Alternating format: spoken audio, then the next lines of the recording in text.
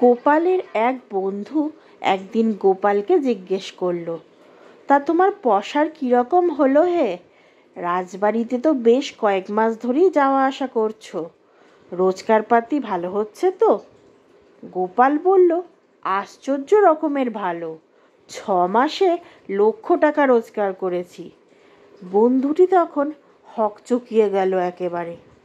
কি বলো হে, এ যে আশাতীত! 1,00,000 টাকা ভাবাই যায় না। গোপাল বলল, আশাটা একটু অন্যরকমই ছিল, স্বীকার করছি। 1,00,000 টাকা ব্যাপারটা কি শুনতে চাও? তাহলে শোনো বন্ধু। এই বলে গোপাল বলতে আরম্ভ করলো। ধরো, প্রথম মাসে মহারাজের কাছে চালাকি করে 1 টাকা আদায় করেছিলাম। তারপরে এই যে 5 মাস, তাতে 1 টাকাও আদায় হয়নি। মানে 5 মাসে 5টি শূন্য। 1-এর পিঠে 5টা শূন্য হচ্ছে তাহলে। আর 1-এর পিঠে 5 শূন্য মানে কি? 1,00,000 টাকা।